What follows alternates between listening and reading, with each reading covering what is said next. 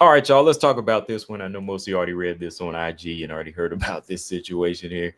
I'm already kind of laughing, but seriously, man, as y'all know, Julianna Pena, she got thrashed out this past weekend against Kayla Harrison.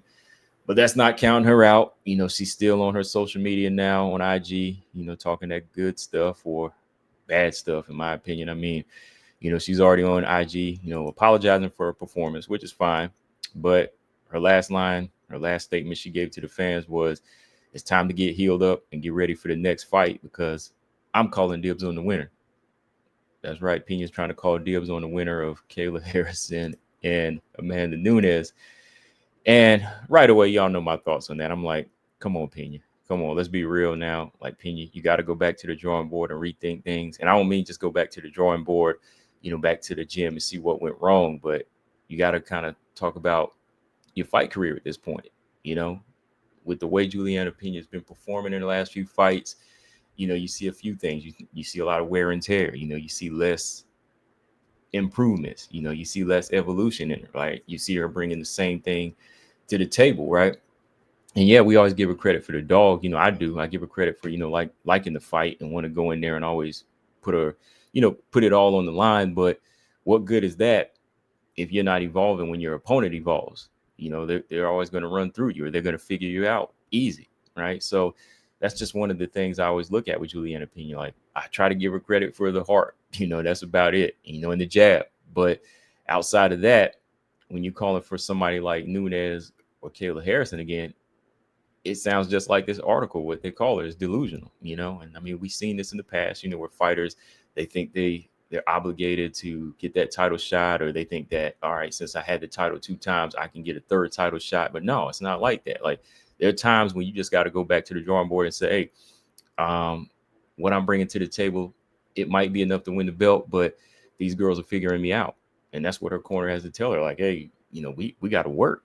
If you really want to do this, you have to work. And to me, that's kind of been one of the lacking things of Julianna Pena. Like, I know she's had some injuries throughout her career that's kind of slowed her down, but she's always been calling for a title shot after title shot. She hasn't really taken on too many tune-up fights. Even by a tune-up fight, I mean just like a number 3 or number 4, right? Like, I know that one time she was supposed to fight Holly, there was an injury. I think at one point she was supposed to fight Irene Aldana, but something happened, or they just never rescheduled that, or it was a name thrown out there, but she didn't want that fight. She wanted to go straight for the title, but that's what's kind of holding her back. Always depending on the dog, to pull her through these fights. But sometimes you have to just kind of humble yourself and say, hey, let me fight a couple of these fights so I can figure out what I need to work on and see if what we worked on in the gym is going to work.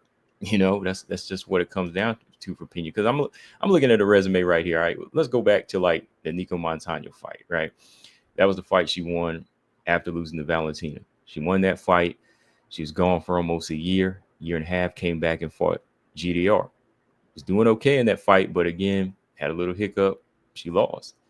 All right, she comes back in 2021 and beats Sarah McMahon, which that was kind of a tough fight. That was a tough fight. She was able to get the submission because Sarah McMahon kind of faltered. She kind of fell apart in the third round. She got that, right? And then she talked herself into a title shot, came back 11 months later to fight for the belt. So see, he had that long period of time there where she wanted to fight for the title, but there could have been some tune-up fights in between there, but 11 months off. I mean, of course, she did beat Amanda, but I always feel like there's still that time in between where you can get some work in and be a better fighter. But after winning the belt, she loses it to Amanda, right? She goes in there and looks one-dimensional outside of her being able to land on Amanda. She still just didn't have that level to defend the belt, right? Okay, comes back almost what 2 years later. 2 years later, fights for the belt against Rocky. Some argue Rocky won the fight. I was one of those that felt Rocky did win the fight, but she gets the belt. So again, it's more like she's just adding to her legacy, but at the same time, not adding to being a complete fighter where you can make an argument that, all right, I deserve this shot, or hey, I gave so many girls tough fights, outside of Amanda, And in the Kayla fight this past weekend was definitely a fight that we have to say Julianna Pena cannot hang. She's not able to hang with her. I mean, saying you call dibs on the winner, what if Kayla beats Amanda? I mean, we all know that's going to be the same situation.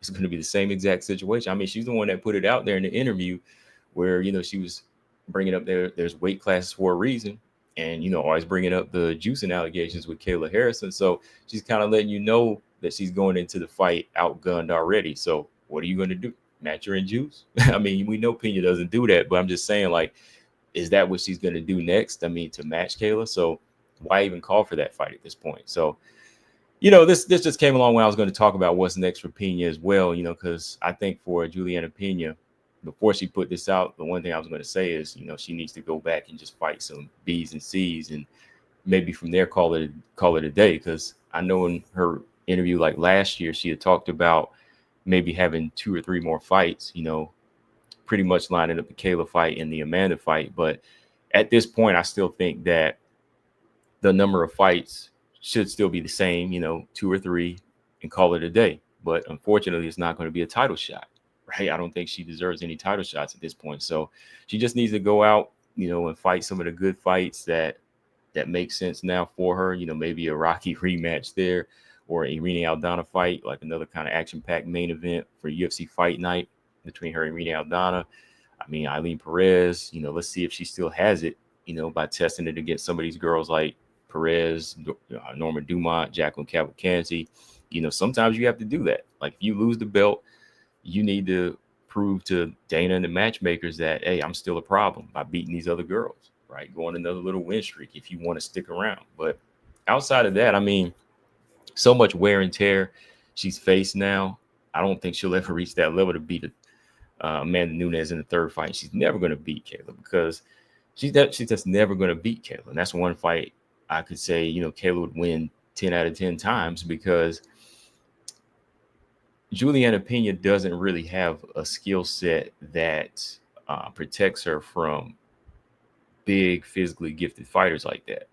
Like, she has a good offensive jab, one that can lure fighters her size into brawls, but she doesn't have like the footwork to save her, the counter strength to save her, the takedown defense to save her, or even, again, just the basic IQ to save her in these situations, like not targeting the right parts of Kayla, where you need to hit her weak spots. Like I said, the nose is her weakest spot. Like, that wasn't really a game plan in there. They were just in the survival mode, right? So, yeah, Julianna Pena, I just don't think that's just never going to happen. That's just never going to happen. She needs to go back to the drawing board and rethink her career and say, all right, if I don't get that belt, if I don't get anywhere near that belt again, let's just make sense with some of these other fights. And that brings me to the topic of 125. I know that's something that we had kind of talked about in the live stream yesterday.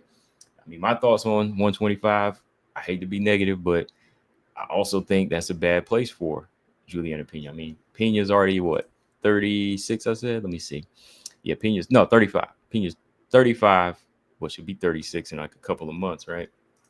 But 35, 36 years old, I think it's going to be hard for her to be on a strict type of flyweight plan as far as, her diet, to kind of revamp her career at 125. I think that's going to be hard for her. I mean, all right, I see, early in her career, she was a 125 pounder and she wasn't that big in this fight, but still, like, those extra pounds, they do some things to you, right? They might take away your energy or what you got left of your chin and your brain reaction. So I don't think that 125 is really a good look for her. I think it would be similar to Misha Tate. Misha thought that it was going to be easy, but hey, when she stepped in there against a Lauren Murphy, she got pieced up real easy, right? She felt lethargic. She felt bad in there. She realized it wasn't a good idea. So when you get up in a certain age, especially women, and they're not really used to this, I don't think that dropping down to 125 and, doing that this year, let alone this year, that would be killer on her body, because it would be a shock to her. That would be something she have to like sit on for like a year, I think, and just get acclimated to that weight. But 125 isn't the answer either, because there's just a lot of bad style matchups there as well. Because we already know she would want to fight a top 5 fighter, right? And I think that stylistically at 125, she wouldn't be able to beat Natalia Silva. She wouldn't be able to beat Manon Fior. I don't really think I think the fight that would be a little bit more up her alley would be Erin Blanchfield. But even then, I think Erin Blanchfield would win that fight at this point. Because like I said in my other videos, Erin's got better footwork. I think she has better, overall like adjustments, in a fight. You see more improvements in Erin Blanchfield than you do Julianna Pena. So that'd probably be one that Julianna Pena would lose. Because again, that's Erin's division. That's where she's, feeling more comfortable at. Whereas Julianna Pena, that'd be her first time. So I just don't know, man. I just don't know. Julianna Pena at this point, I think 135 pounds is where she should stay, but maybe finish it off as a gatekeeper against some of these girls on the come up.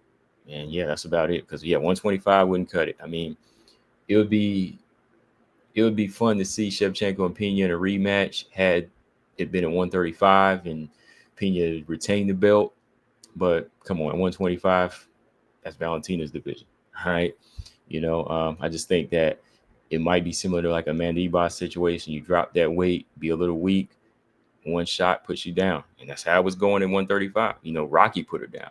All right. Rocky put her down with ease. I mean, she turned them lights off real quick. But I mean, Pena bounced back up, but them lights got cut off quick with that one shot. So imagine if she get hit by a shot by Manon or one of them quick, fast punches or kicks by Natalia Silva or any of them girls.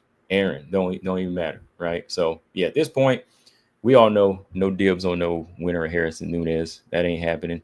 But that's just my thoughts on where Pena's going at this point. Stick it out at 135 and retire. No 125.